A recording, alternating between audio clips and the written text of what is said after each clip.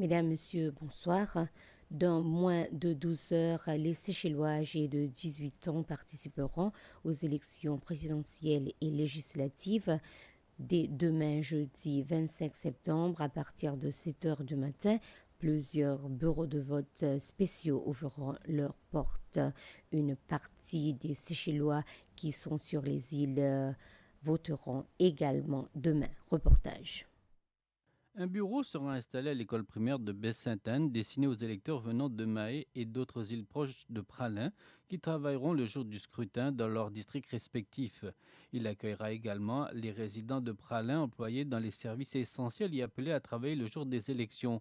Un autre bureau spécial sera mis en place à l'école secondaire de Rivière-Anglaise ainsi qu'à la crèche de La Rosière située à proximité.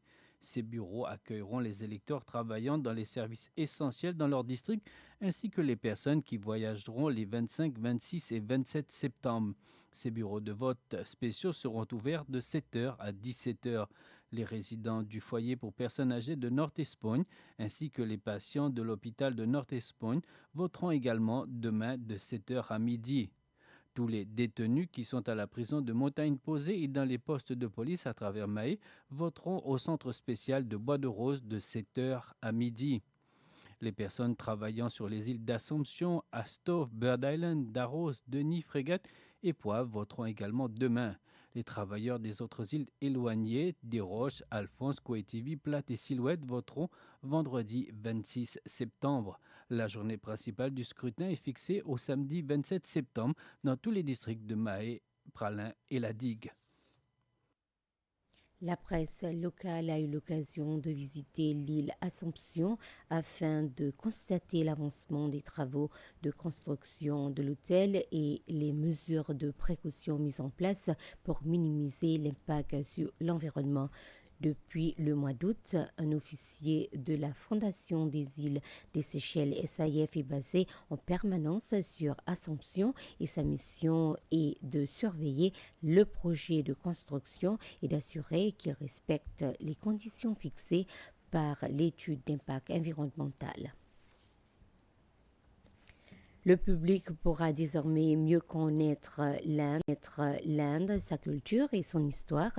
Ce matin, le nouvel ambassadeur de l'Inde a fait don de plusieurs ouvrages à la Bibliothèque nationale. Selon l'ambassadeur Rohit Ratish, ces livres sur l'Inde permettront aux Seychellois d'avoir une meilleure compréhension du pays sans avoir besoin de s'y rendre. Il s'agit de premier événement public qu'il organise depuis la présentation de ses lettres de créance la semaine dernière. Les élèves de l'école exceptionnelle disposent désormais de plus d'opportunités pour développer leur intérêt pour la musique. Cela fait suite au don de plusieurs instruments de musique offerts par le magazine Net One dans le cadre d'un projet lancé par le ministère de l'Éducation en 2023 visant à encourager les élèves à explorer différentes formes d'art. Dans le cadre de ce projet, chaque école publique doit disposer de son propre groupe musical. Et voilà, nous sommes arrivés à la fin de ce flash d'information. Excellente soirée sur la SBC.